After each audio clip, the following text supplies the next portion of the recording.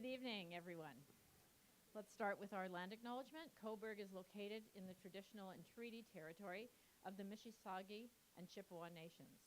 We offer our gratitude to the First Peoples for their care and teachings about the interconnectedness of our earth and our relations. Let us honor those teachings.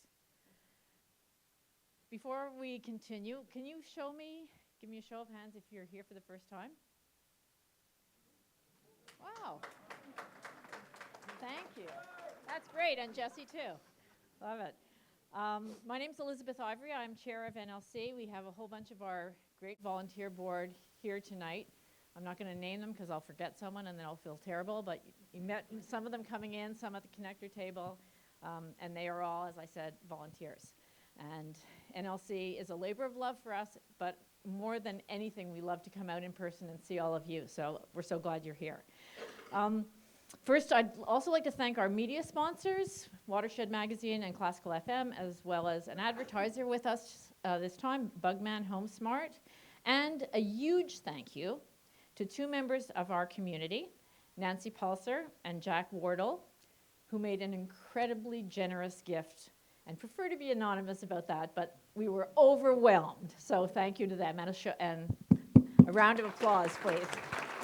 They didn't want to stand up, but maybe they'll introduce themselves later. Okay, so I don't want to say we're prescient at NLC, but the last time we were here in this room in November to hear Michael Byers present on Who Owns Outer Space, he warned us that the biggest thing to worry about was Elon Musk. Okay. And a month ago, our program committee settled on the future of our food as the fall program. So keep your eye on that one. It's a pretty big deal now, especially in Canada. But tonight we begin our digital future. Our speaker is Jesse Hirsch, and his topic is wisdom in the age of AI, what it truly means to be human in the digital age. As a futurist and internet strategist, Jesse's passion is educating people on the potential benefits and perils of technology and making technology more accessible, especially as it relates to sustainable living, because he's also a goat farmer. And if that doesn't whet your appetite, I don't know what will. So here's Jesse. Thank you.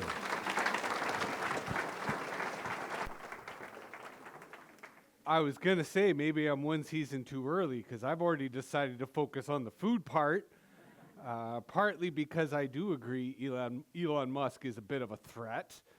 I'm going to talk about AI today. I'm going to talk about the future, a little bit about the past, but I'm going to try to be as human as possible.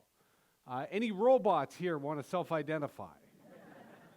I hope that by the end of this talk, engagement, time we spend together, you will question not only my humanity, but your humanity. And as you can see, I bring greetings from the Death to PowerPoint Society, partly because I believe this is the most human way in which we can connect. With that said, I do encourage you to heckle.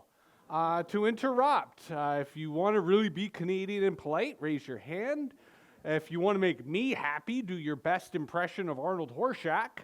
But fundamentally, what I want to talk about today is both some kind of core fundamentals, some radical provocations, and then hopefully some ideas about how all of us can engage this crazy world we find ourselves in and reconnect with our humanity, feel a sense of happiness, of thriving with our humanity, but most importantly, be a role model for other humans. Because I think, unfortunately, we are in a society right now where most role models for people, I think, are not very human. And that may be part of the reason we now find ourselves in an authoritarian society. I wish we did not find ourselves in an authoritarian society, but here we are. I don't particularly mean Canada as a jurisdiction. Our political jurisdiction, unfortunately, does not equate with our society. At best, you could argue we live in a North American society, and that right now is very authoritarian. I digress. I used to stand up in front of audiences just like this and declare that the internet did not exist. that the internet was a figment of our imaginations, a ruse, a distraction from the greatest political transformation humanity has ever known. Conversely, now that's flipped. If I told you we're in the midst of the greatest political transformation ever known, you'd all go, sure, but you're right, I can no longer say that the internet does not exist. I still believe that. Now, smartphones exist, computers exist. Heck, even the World Wide Web, Hypertext Transfer Protocol, operating on port 80 and 443, that exists. But the internet is, and always has been, a metaphor. A metaphor used to, sum up social change, sum up technological change. In fact, where you've heard it most in the media and policy is an excuse for inevitability. Oh yeah, we can't fight that. It's inevitable. It's the internet. Oh, it's the future. As if the future is some predetermined, predefined thing. Now, of course, I can't do that anymore. So I will offer you a definition of the internet that hopefully we can agree upon and proceed in our conversation today. And that is the internet is a great big learning curve. There's no finish line to the internet. There's no one who could say, all right, I've finished, I'm done. No, every day, new apps, new services, new technology, new concepts. And if you think about the internet as learning curve, then the higher up you can get in society, the greater your view of the world, the greater your ability to navigate complexity, the greater your, hopefully, critical thinking, and at the very least, your pattern recognition, so you can understand how the world is changing and where to position yourself, where to engage it.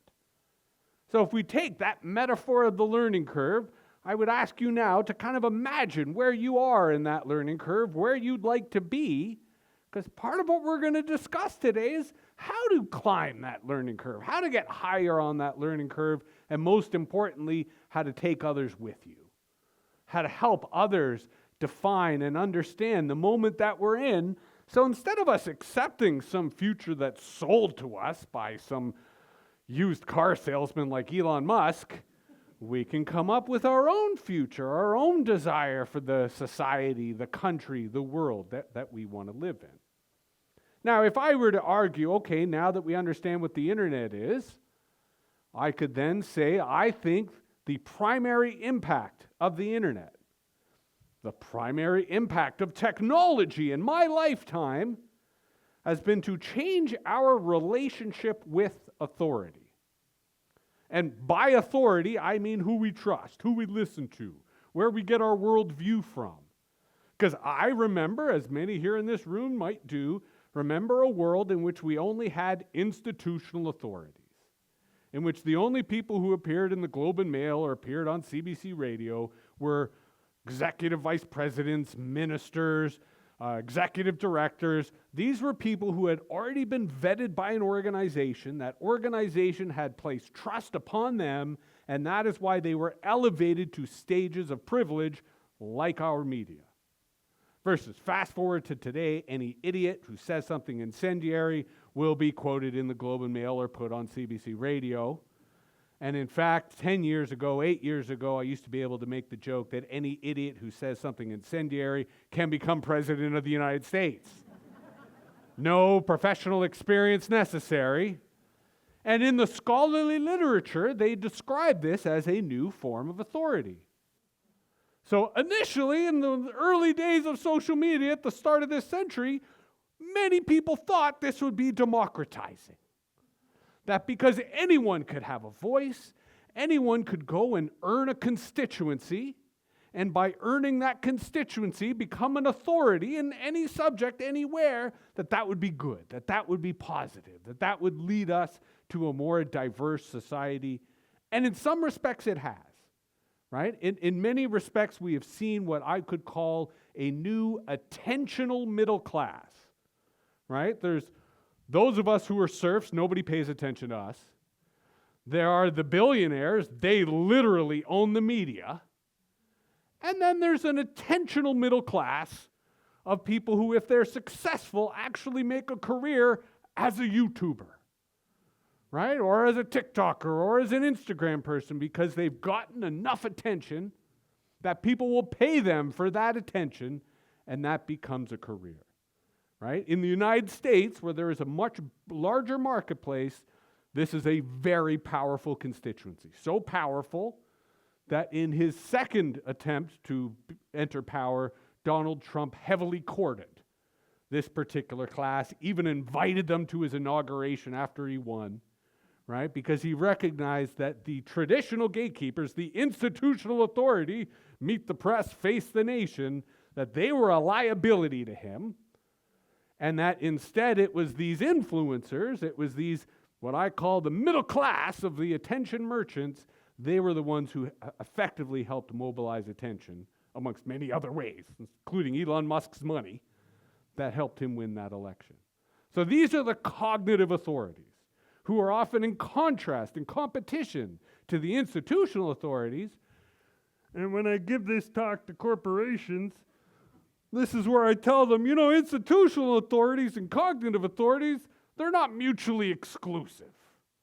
And the smart institutional authorities are asking themselves, how do I become a cognitive authority? And now every CEO on the planet has a podcast because they're desperately trying to show that they could speak to the people and have a language and be a cognitive authority because they recognize they can no longer rely upon that institutional authority. But of course, I am leaving out the third form of authority, arguably the most powerful, unaccountable authority. This is the engine of the authoritarian society we find ourselves in, the algorithmic authority, right? And the algorithmic authority's been with us for a couple of decades, and where institutional authorities, as a society, we're pretty good at being critical about their authority. These days, most people tend to reject some form of institutional authority, often for wrong reasons, often for totally irrational, emotional reasons. Cognitive authorities, meanwhile, it depends on who they are. Some of us are very critical of cognitive authorities. Yes, many of them do kind of have cults that there's not a lot of critical thinking within the fans of Jake Paul or Logan Paul. I will grant you that. But we can look at those cognitive authorities and go, no, I don't trust those people. But how many people distrust algorithmic authority? How many people go, I don't like the first page of Google results, I'm going to go to the second page of Google results. Or, I don't like what you're telling me, ChatGPT, I'm going to go to another AI and ask for different results. Now, researchers who get into this stuff, they've actually found the most tragic, the most absurd, the most lethal example of algorithmic authority outside of the military, which is death by GPS. And unfortunately, there have been a lot of people who have actually died or suffered tremendous consequences because they didn't have the critical thinking when their GPS sent them on a forestry road in the middle of winter to say, maybe that's not a good idea, right? Or, as is often the case, they're going the wrong way on a one-way street in a city they don't know and don't understand because that's what the navigation is telling them. That is a most basic example, but there are countless others when you go into the rabbit hole of all the places that algorithms now guide us, nudge us, make decisions in our lives. And when and where have we been empowered to say, no, the algorithm is wrong. The algorithm is incorrect, or even, I want to consult a different algorithm. Now, I'll elaborate on that and the implications of that in a moment, but I'm trying to introduce this idea that we find ourselves in a world of competing authorities, where there is no theology, there is no ideology that picks one of these authorities. Instead, each of these authorities is right now trying to articulate a kind of ideology that justifies their supremacy, that justifies their power. And this is the biggest difference between the first Trump administration and the current Trump administration, because the first one's ideology was just narcissism. That's it, right? The second one still has a lot of narcissism, but there is actual ideology behind it, ideology that is tied to the ideology of AI, right, that is tied to this techno-determinist future that we'll unpack, that is unfortunately why the billionaire class is aligned with Trump, right? Which is why they have the kind of crazy ideas that they currently have. In contrast to, I think, other types of ideologies that we should be coming up with that ask ourselves, who do we want as the greatest authority in our society? Personally, I vote for us, right? I vote for a democracy. I vote for people and humanity, and that is fundamentally where I'm going with this. But I want to take a moment to unpack what I call the 3 myths of AI. Because part of the series is around AI, part of the politics of today is around AI, our economy seems to be obsessed with AI, even our culture seems to be obsessed with AI. And I asked you what the internet was, and I gave you a provocative idea, and now I sort of got you to think about who our authority is, who governs us. So now I'm going to get into, well, what is AI? And before I tell you what AI is, I'm going to tell you what AI is not. Hence, the 3 myths of AI. Personally, I love mythology. I think mythology plays an important role in any society. I'm not criticizing mythology, but I do think we have to acknowledge our mythologies, understand our mythologies, look at the way they shape our worldview and our values. And the biggest myth in our world right now, driving our economy, is the myth of singularity. This idea that AI, maybe this year, is going to come alive, that it's going to become a super intelligence, that it's going to be so much smarter than humans that it will see us as an existential threat, and we better have rules and laws and technologies and companies in place to make sure that doesn't happen. Snake oil salesmen have been predicting this for over 20 years now. They will continue to predict this for the next 20 years. It is a very, very powerful myth that gets people intimidated and afraid of a powerful tool. Because AI is a very powerful tool that in the hands of powerful people can do a lot of things. In the hands of not powerful people, it can do a lot of things. So that's why the myth of the AI slouching to Bethlehem to be born is so central to what they're offering, because it keeps people afraid, it keeps people ignorant, and it allows them to have this manifest destiny. If you look at psychology, you look at neuroscience, you look at cognitive science, you even look at computer science, all of them agree, nope, no chance, not gonna happen. At least not in our lifetimes. Certainly not with the technology we have today. Certainly not with the science and understanding of the brain, which we barely understand. We're creating puppets. In fact, I would argue that what we have today, and when I speak to younger audiences, they look at me until I remember, oh, I could use the word wicked. We're seeing the Wizard of Oz here, right? A god that looks like a god, sounds like a god, but no one wants to see Mr. Musk behind the curtain pulling the strings, right? And fundamentally, that is what AI is today, and that is what AI will be in the future. It is a very powerful calculator. It is a very powerful statistical engine. It is a very powerful tool that in the hands of human beings can accomplish tremendous things. And wouldn't it surprise you that there's a political economy that says if there is a powerful tool, well, we don't want our enemies to have it, and we don't want other people to have it, and we want to make sure we restrict who has access to it. Well, researchers are going, no, we want access to it. Give it to all the other researchers. Let scientists use it.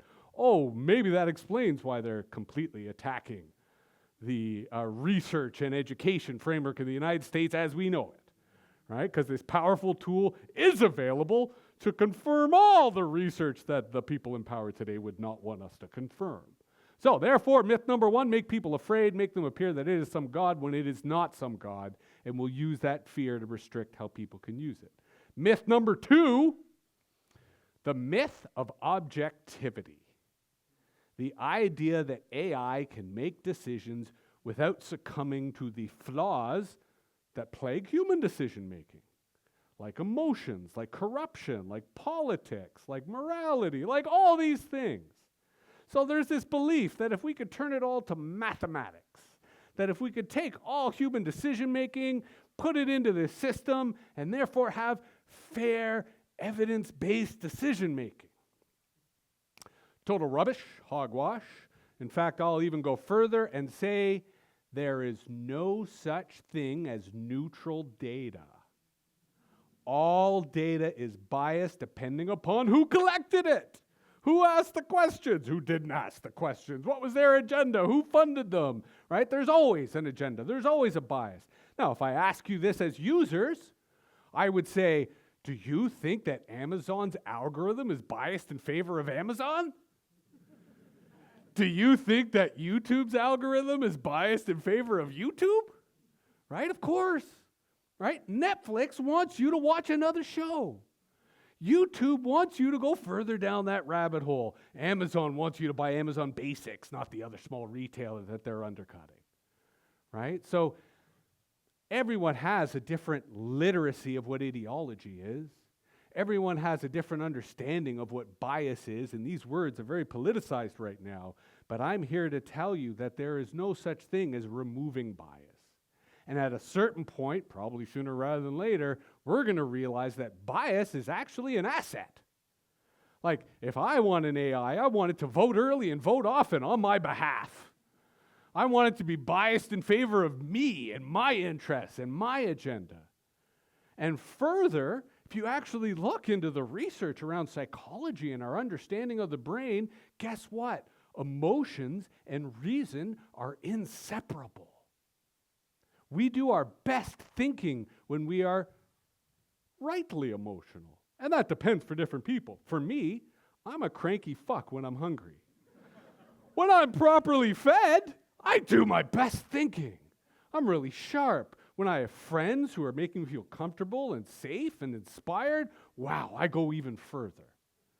So if we, as we're starting to understand, recognize that one's emotional well-being, right, one's overall physical state influences one's cognition, one's ability to think, one's morality, one's ethics, right? We're meaner when we're hungry, or we're nicer when we're well-fed and living in abundance.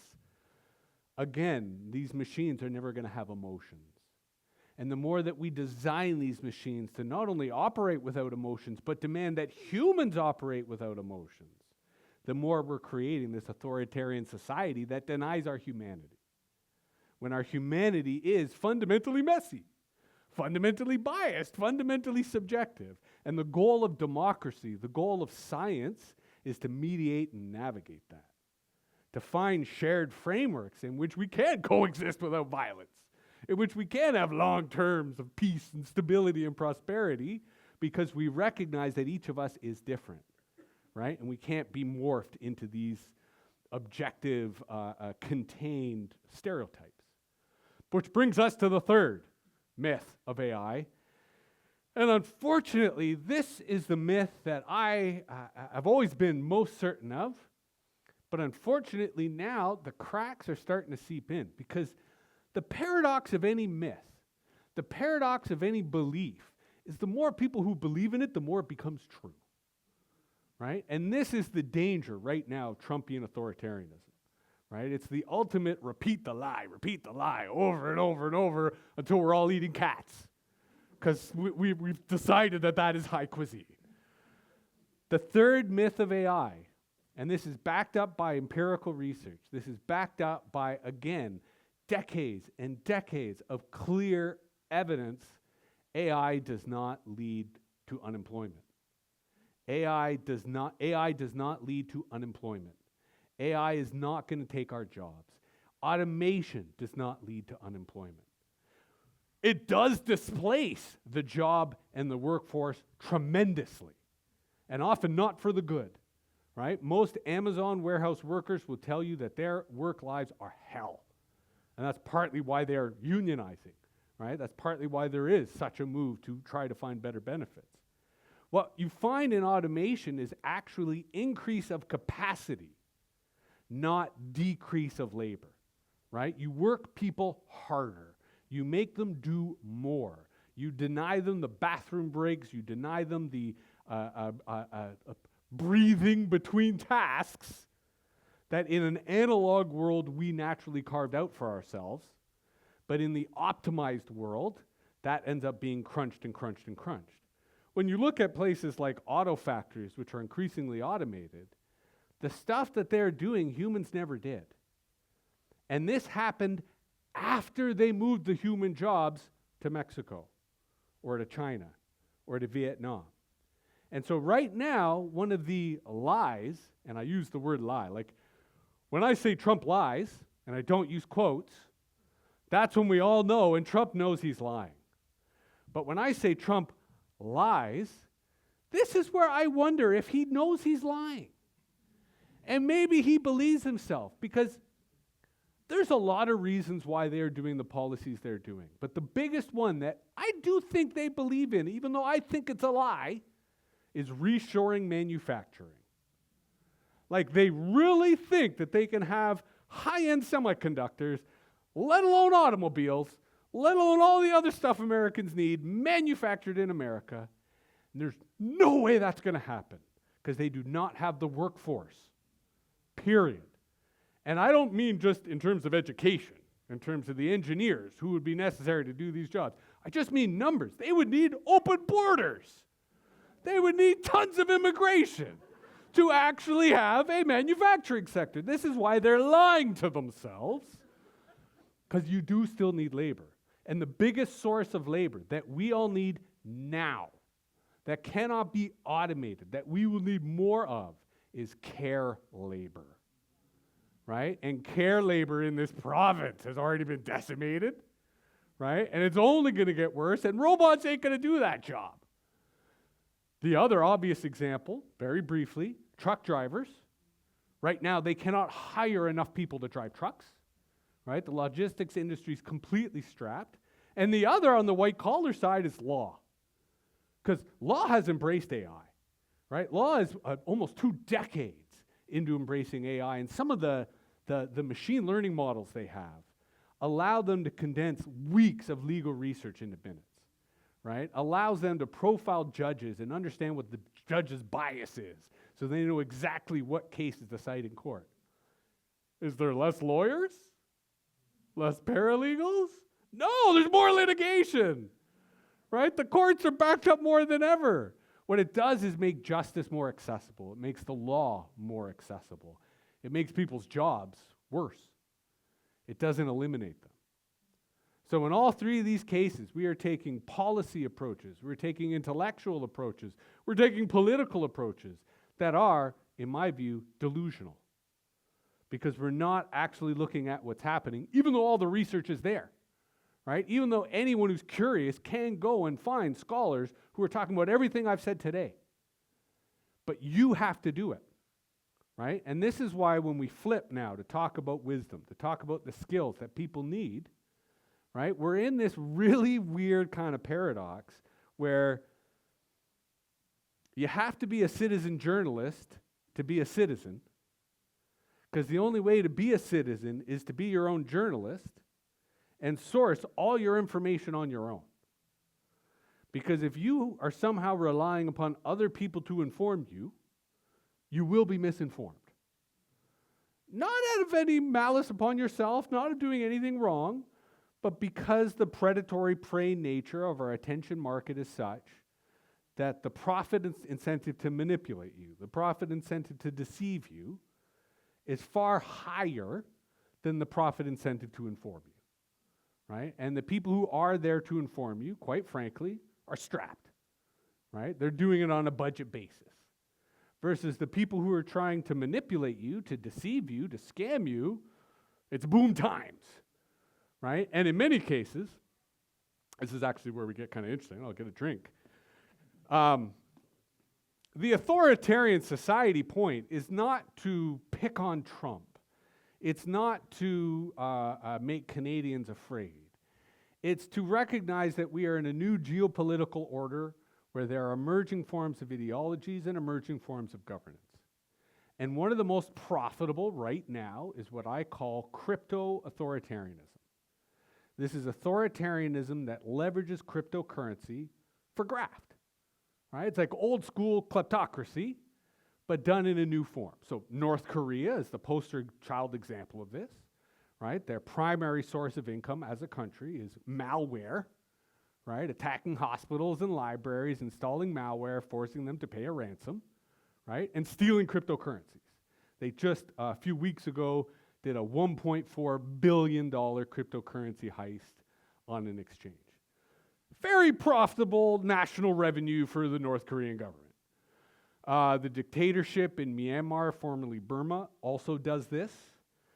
They have camps where they force people basically to scam online.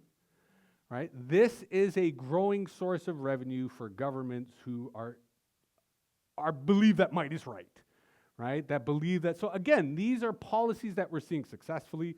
The Trump campaign did it with their Trump coin and Melania coin, which they did right on the inauguration. And it was a rather crafty signal to the world that they were open to business and that they had an actual means by which you could pay them directly, at which point they might give you a meeting. How that plays out, we're all going to see, because it's kind of transparent. The brazenness of this current regime is incredible. But my point here is all of this is available. All of this is transparent. All of this is open source. So I gave you first the paradox that AI is one of the most powerful tools ever invented by humanity, especially if you're a researcher, especially if you can think for yourself. And they're doing everything they can to scare people and try to create barriers, even though right now there's still no barrier. Every single person here right now could go and use AI in ways that will be illegal, fundamentally. And I say this in the sense that you can get it to make you learn how to make a bomb. You can get it to get you to learn how to hack, right? There currently are no restrictions. All of human knowledge is available. Every day I get an AI to role play as an anarchist. I can tell you it is thoroughly enjoyable. My point, however, is that the citizen journalist has to do the work on their own. And unfortunately, we've heard the conspiracists go, well, I've done the research, right? And they want to argue to you why the earth is flat, or why vaccines don't work, or why Carney was on the Epstein Island. That's going to be the biggest conspiracy that we're going to see over the next 5 weeks. It's going to be amplified on social media across the country. They've already created fake video of Carney and Tom Hanks sitting with Ghislaine Maxwell on Epstein's Island. How many Canadians believe this? We shall see. But this is my point of you have to be that citizen journalist. You have to be that thinker. Now, hopefully that was a warm-up as a provocation, because my next provocation might be even more disturbing. You have to be a hacker. You have to learn how to hack. You have to embrace the idea that the only way for the citizen to survive, for democracy to survive, is to reject algorithmic authority and hack the environment in which that authority is being asserted. Now, you could do this on your own, like Banksy, just kind of hit and run and be safe, totally get that. Or you could also say, I'm going to be a cognitive authority, right? Because if a cognitive authority is someone who provides a signal amidst the noise, and all the noise is the Kardashians, and all the noise is some distraction of pop culture that means nothing, I will be the hacker, and I'm going to talk about democracy. And I'm going to talk about history. And I'm going to talk about whatever subject you're interested in, right? Of which there will be many and many opportunities. Because it is interesting that part of the reason we're here has been an attack on the humanities, has been an attack on arts, philosophy, history. And guess what? You can use AI to explore those topics. You can use AI to literally hack the culture, hack the conversation, hack the planet. Because what is a hacker? Most people, they think of hacker, they think criminal. Because again, as per my narrative, we have been vilifying and demonizing anyone who has technology power who is not part of an institution. Hackers have always been, for the most part, outside of institutions, although they are now very much working for governments all around the world due to the profit motives I mentioned. But they do tend to be, like myself, neurodivergent folks who are not welcome in institutions. So therefore, they tend to be cognitive authorities. They tend to be teachers. They tend to be students. But there is no barrier to entry to being a hacker. Anyone can be a hacker, literally. I was listening on the way here to a cybersecurity podcast, and they've now coined a phrase called zero-knowledge hackers. Zero knowledge hackers are hackers who have no idea what hacking is, no idea how to do hacking, and they are very successfully making a business as hackers because AI is teaching them how to hack. And they're using AI to hack, and they're just going out there because, in their case, the people who are being described in this podcast were amoral, right? They did not have ethics. They were just like, oh, power. Oh, opportunity. Oh, yes, let's do that.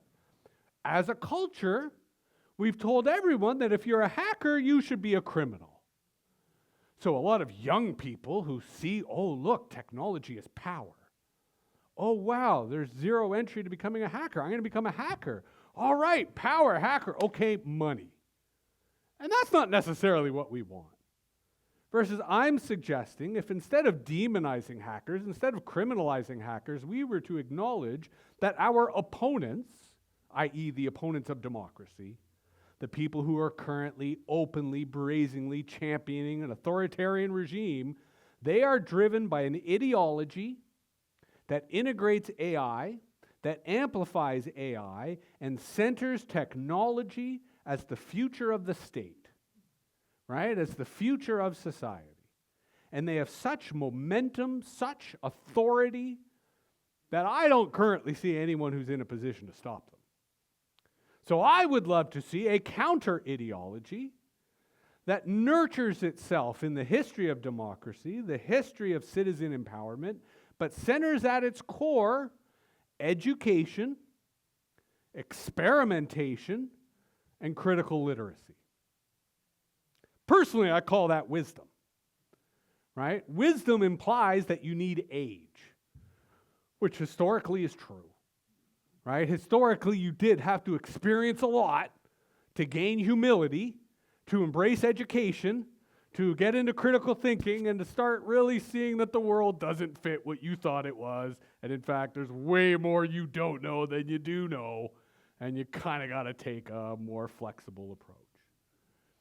I think the internet is forcing people to find that out a lot sooner in life, and I think there's an opportunity for us to reframe the hacker, for us to reframe the citizen, for us to reframe the journalist around the concept of wisdom, centered around education and literacy, but fundamentally on the notion of the hacker. That anyone can be a hacker, and to be a hacker is to A, understand the tool as a tool. Not deify it, not worship it, not treat it as some kind of holy object, but a tool. And with that tool, with power, comes responsibility. So there's an ethical framework, there's an ethical discussion. And it has to be a participatory ethics, because everyone will have a different perspective on how that tool can and should be used, which yields a literacy. Because if you're using the tool and you're discussing the ethics of the tool, you get a sense of how the tool should be used, how the tool should not be used, and then all of a sudden you find yourself with the power of the citizen, which is you have knowledge and you have agency. Right? You understand what is happening to your world, you understand how this tool works, and then you can decide how to apply that tool. So right now, we have access to these chat GPTs, right? Claude, there's actually over 10,000 different versions of things like chat GPT. There are several, one of the more notorious is called Worm GPT. There are several that specialize in computer crime. Right? All they do is dedicated AIs that help you write malware, that help you write scam letters, that help you phish, that help you scan computers. I'm not suggesting you check those out. But I am suggesting that you start hacking the tools that are available. Instead of, and here's the key, I'll give you right now, in a sentence, the tip on how to use these tools. Because I've already said it, but I will repeat it for extra specific emphasis. They are not alive. They can't think. You must do the thinking. If you come to it with thoughts, it will help you with those thoughts. If you come to it with hypotheses and research experiments, whoa, you're now a scientist. Think of that power. again, every day I engage the AI in revolutionary ideological brainstorms. And I love it. I love imagining that I'm programming this AI to be this iteration of, V.I. Lenin meets Banksy meets Douglas Adams. I don't know. All of you have ideas. All of you have book ideas you thought of when you were 14, 13, 25. Maybe there was some research you were doing back when you were in undergrad or grad that you'd like to do now. It's all at your fingertips. Because unfortunately, most people are going to these tools expecting them to think and expecting them to do all the thinking for them without realizing that they are just Narcissus's mirror. All the AI is doing is reflecting you. So you could use that to explore your humanity. You could use that to develop your wisdom. You could use that to harness and exercise your critical thinking if you understand the magic mirror on the wall that you can now communicate with. Conversely, if like most people you're hypnotized and you think it has all the answers and you think it's going to do all the thinking, it's not going to be all that impressive. It's going to make up stupid shit, it's going to give you wrong answers, and it's just going to be a source of mediocrity. And most smart people, most artistic people, when they go to it, that's what they get. Because they don't recognize that like any musical instrument, like any tool, the power is in the hand of the creator, not the tool. So think to yourself, what are the thoughts that I want to explore? What are the philosophies that I want to exercise? And the point that I'm trying to make today, that I will again restate but reiterate, we have enough narcissists in our world. So don't use these tools to further indulge yourself. Use these tools to help save our democracy. Use these tools to connect with your family, your friends, your community. Use these tools to become a cognitive authority that finds a different reason to argue why all humans are unique, why diversity, inclusion, and equity are central to the democratic project and such a grave threat to authoritarianism. Because here's the final myth that I will end on before opening it up to the questions, which for the record I invited from the beginning. Authoritarianism is a myth. It doesn't work. It's never worked. All the resources in an authoritarian society go into the manufacturing of the false narrative that everything works. The primary thing authoritarianism does is induce fear. That is the most successful, that is central to what it does. The actual policies don't accomplish anything except chaos. And the myth of authoritarianism that unfortunately a lot of Americans have bought is that it is efficient, that it works, that it can deliver on its promises. And again, this is where history teaches us on the contrary. It does not work. It never works. It costs lives to sustain that lie that it works, but all authoritarian policies fail when people recognize that the emperor is naked and that democracy is a much more efficient way of allocating resources, a much more efficient way of getting everybody fed, a much more efficient way of making sure that we survive the winter and we stay warm. We forget that because we live in a society where we are so detached from big ideas, from philosophy, from ideology, from the important moments of our time, that I can make a safe prediction right now that we are about to enter a federal election, which I hear is going to be called Sunday, and there will not be policies discussed throughout the entire time. I would love to hear defense policies. I would love to hear climate mitigation, climate crisis policies. I'd love to hear reshoring manufacturing in Canada policies. I'm sure those words will be spoken, but we will not hear actual policies on how they will be accomplished, because you can't do that in 5 weeks, especially if you're new to the job, and we know the other guy doesn't even want to talk to the media at all. So it's not going to be a campaign based on policy, and I'm saying if we as a society are not having those conversations, authoritarianism will win, because guess what? They are talking policy, right? They are talking immigration policy. They're talking manufacturing policy. They're even talking national security policy by annexing us. It's a ludicrous policy, but it's a policy. So this is the paradox we're in, that the forces of against the status quo, anti-establishment, now have the status quo and the establishment, and they're still running as if they're the anti-establishment. So the paradox is we're stuck in a TikTok loop and nobody seems to be taking any responsibility whatsoever. So with that said, I am asking you, please take responsibility. Hack. Don't treat AI like a god. Treat it as the most powerful tool you've ever had access to, that has all the world's knowledge and allows you to take your thinking, your science, your ideas, your argumentation to the next level. That's what our opponents are doing. They're using this technology to amplify their ideas, amplify their arguments, codify their ideology, and seize power. So I'm suggesting that we do the opposite. Distribute this power, share the knowledge, generate as much authority as we can amongst ourselves so that we can try to prevent them from seizing power and reinvigorate our democracy and economy at the same time. So with that said, thank you very much. Questions, comments, objections, counterpoints?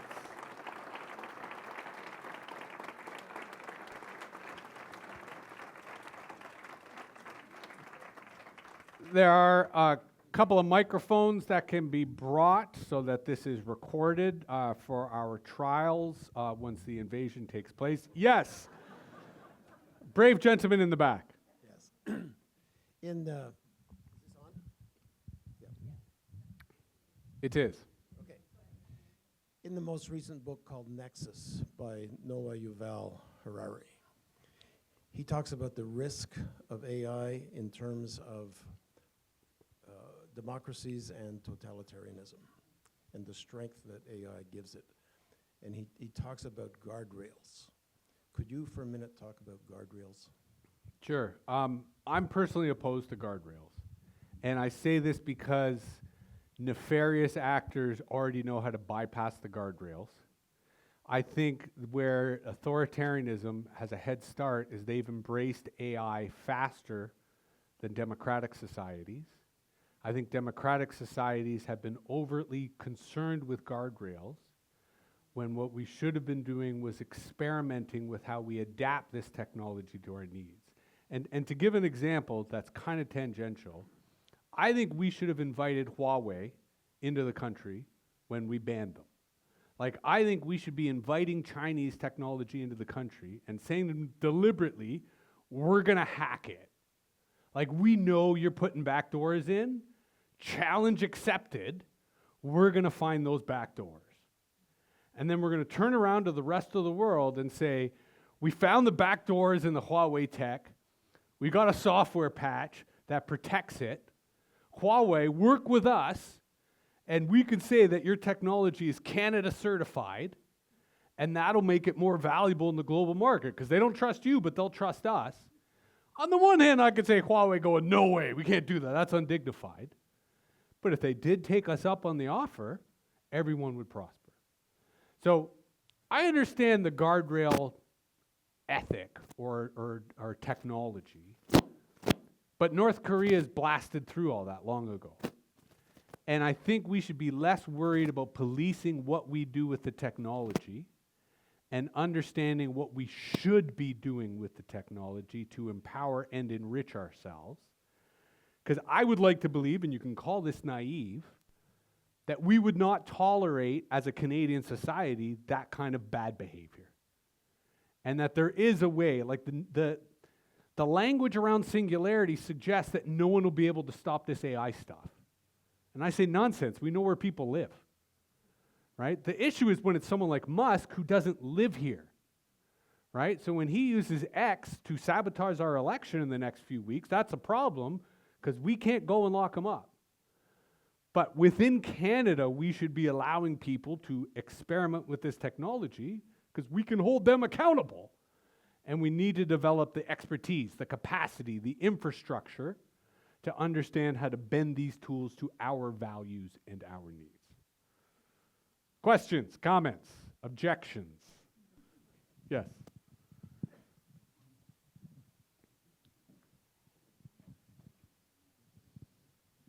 Thanks so much for your presentation. Very thought-provoking. I need you to help me out here. I'm searching for curated sources. I am not going to sit there and do all this myself and research things and try and use AI and try and scan absolutely everything. It's all day, every day if you want to do that.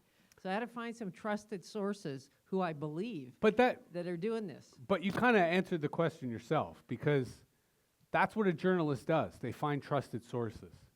The difference is you're perhaps unconsciously hoping that those sources are institutional, and I'm saying increasingly they're individuals. And that puts a lot of work on you to evaluate those individuals. But once you've evaluated that individual, you only need one or two experts on Ukraine, or you only need one or two experts on the Canadian federal scene. And as long as they are your sources and you have reason to trust them, that's sufficient. But that makes you an editor of your own desk, of your own bureau, right? And Substack is kind of becoming the new Twitter, because on the one hand, it has a social feed like Twitter had, but on the other hand, it's an email list platform, and tons of what used to be journalists are on that platform doing that. So it makes it a little easier. But there are also lots of Nazis on Substack too. So again, I'm sorry, you still do got to do that little bit of evaluation.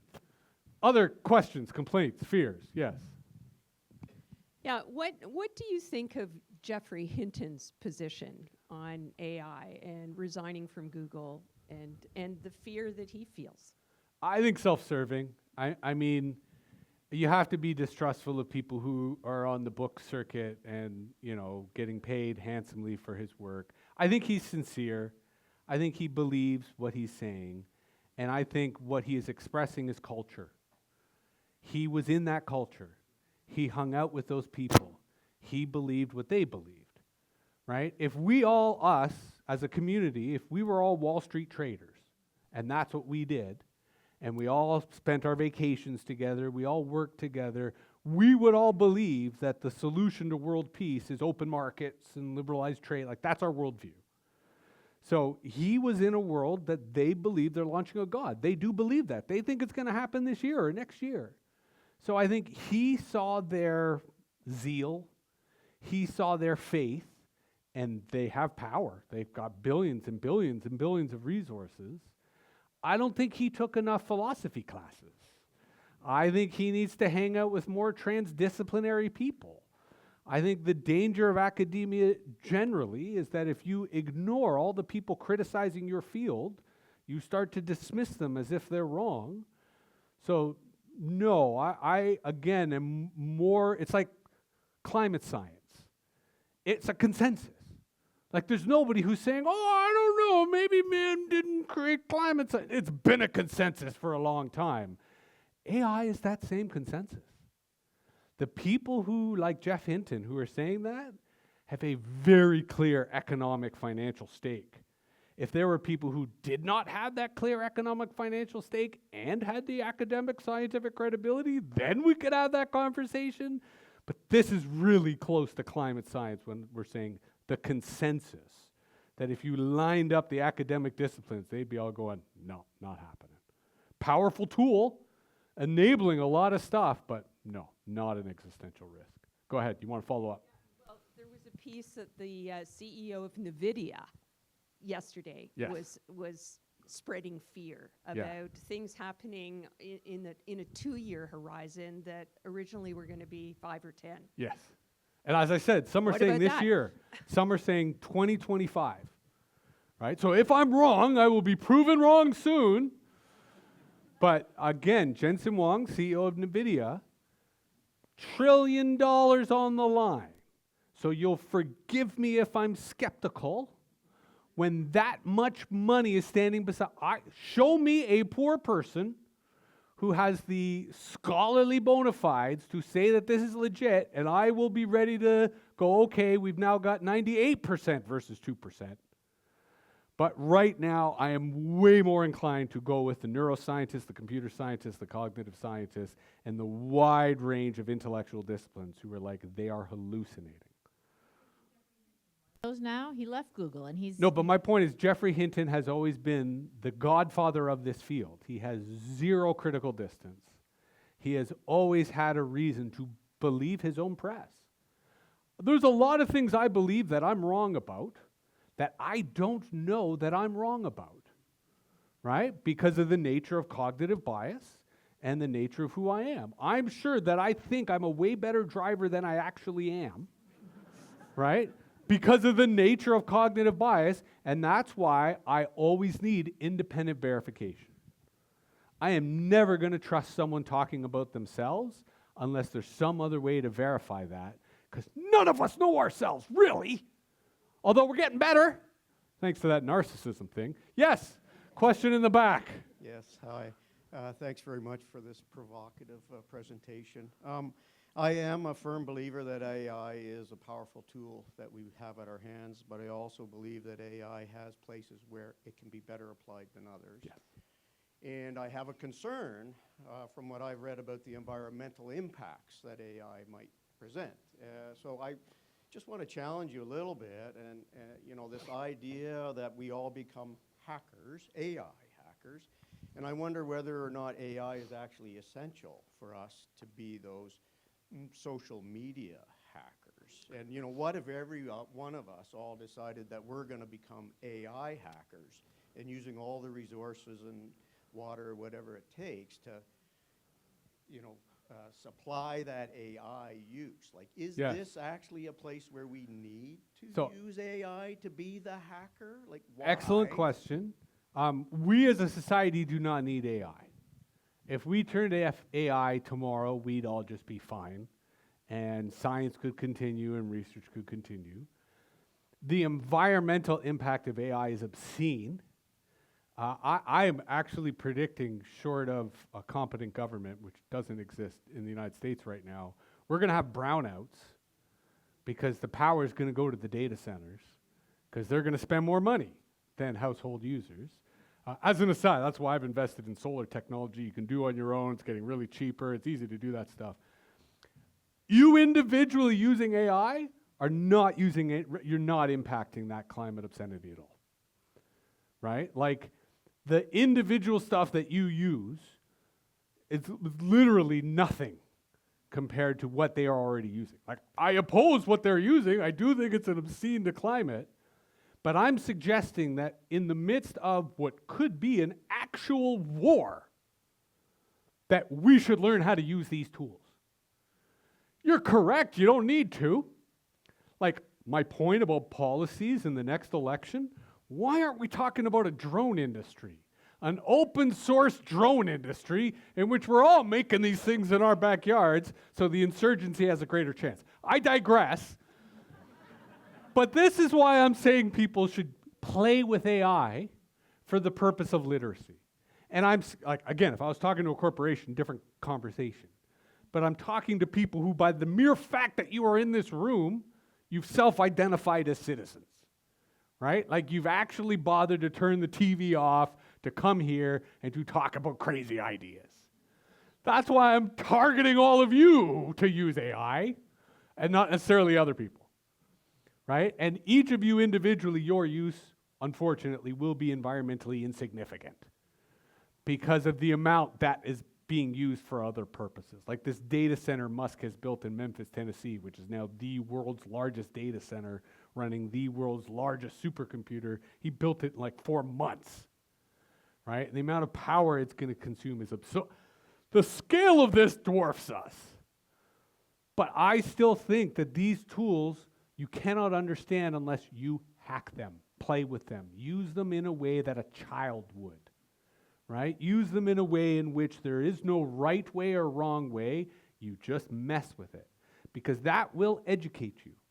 That will give you literacy. That will give you critical distance that when your family starts going, I saw Carney, he was on Epstein Island, you can go, well, no, and here's how they did it.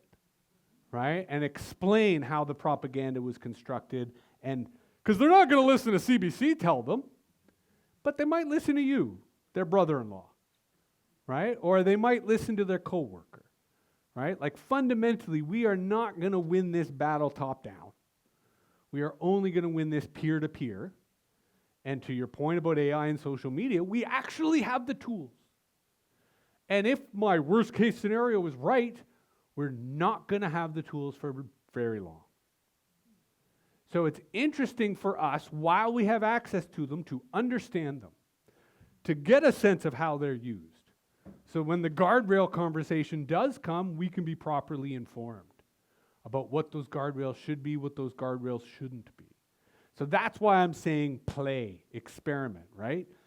Think of this not as a thinking machine. You are the thinking machine. See what you can do using this with your thoughts. Better that they're political thoughts. Better that they're provocative thoughts. Better that they're incendiary thoughts. But hey, thinking, let's just start with that.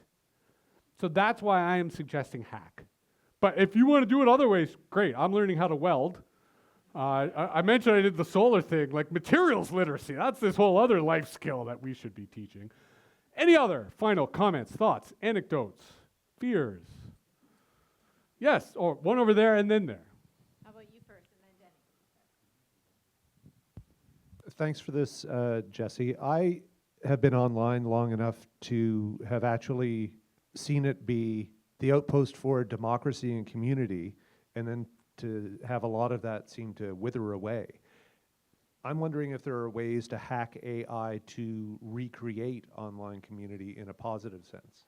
Absolutely, 100%. And the reason I want people to use stuff is I want us to have the literacy of designers. I want us to imagine the communities we desire, and I want us to be able to use these tools to design those communities. Because I think what most of us, I was going to say all of us, maybe all of us, if not most of us, have experienced terrible online communities, right? These could be Facebook groups, they could be email lists, they could be bulletin boards. We've all had these experiences where the community was toxic, where it was ineffective, it was loud, it was polluted. These are governance problems. And these governance problems can be, like, because what AI does, to answer your point, AI could allow anyone here in this room within a week to create your own mobile app that you put on the Apple App Store that anyone could install for any purpose. Right? You could install any website you want, design it, do it all. Right? This is the power that is now available to you. I remember a time where to make television or radio was so economically prohibitive, you couldn't do it except maybe there was like a Channel 10 or a campus radio station. Now anybody can make any media anywhere. The question is, what's your message? What's your argument? What's your voice? What is it you're trying to organize? What's your community? Right? So we can and should use this to create new modes of community, new models of community, new community governances. Quick tangent, I did write this crazy article of, if America is now an existential threat to us, well, we should nationalize all the big tech companies, right? And we could, technically, especially if we did it fast, have our own clone of Facebook up, that if anyone in Canada typed facebook.com, it automatically redirected it to our Canadian version of Facebook that had groups for communities, except these groups had different governance mechanisms, right? And different ways of deciding who the group moderator should be and what the group, all of this is possible. It is just a question of policy, right? Policy literally defines everything in our world, right? Here's a crazy thought, which I'm not going to explain today, but I will let sink.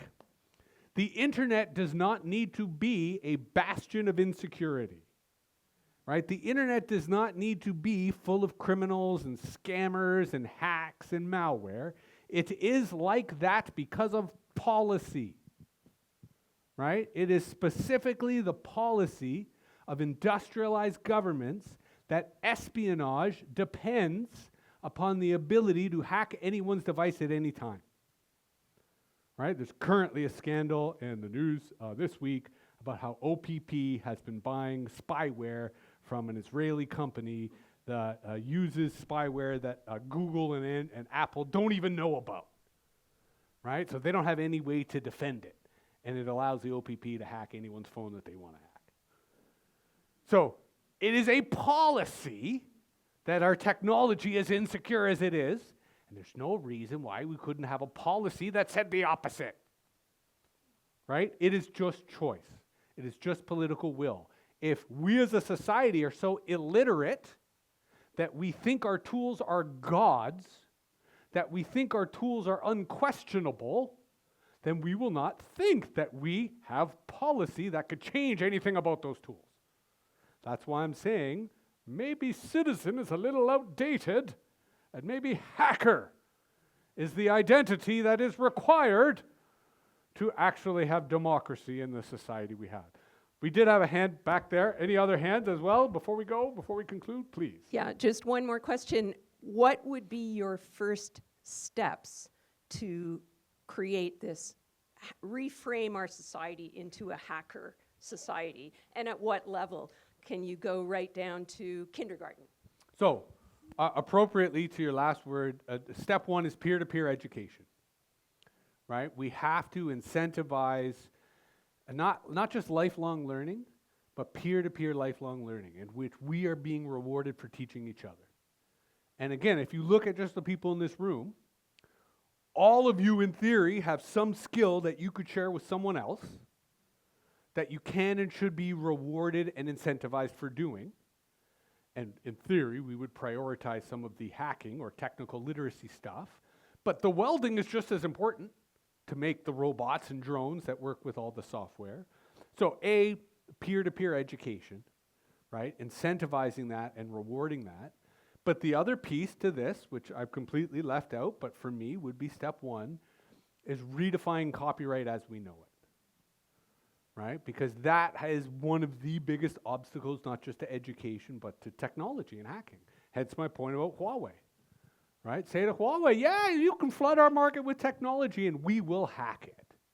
We won't trust you when you say there's no backdoors. We will verify it for ourselves. We will take apart the technology and and make it better, and it will benefit you. That's the condition upon which you can enter our marketplace, right? The same way that if America does decide to treat us like an enemy, we should ignore their copyright. I mean, think about all the copyright that they charge us for coming into the country. What if we took all of their content, everything that Hollywood produced, and just made it available to everyone in the country? That would pacify everyone through the winter as we all worked on our drones and figured out our gardens and all the rest. Any other final comments, questions, thoughts? Yes, please. There's a microphone coming to you, so we get it for the record.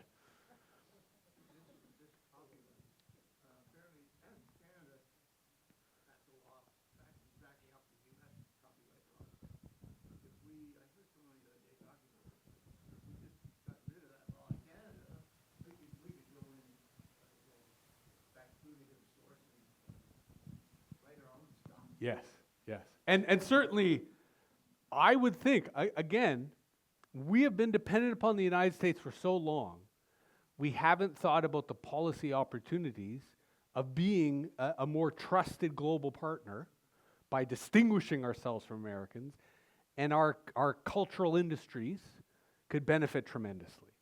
Because we've been losing all of our talent to our much richer neighbor for decades.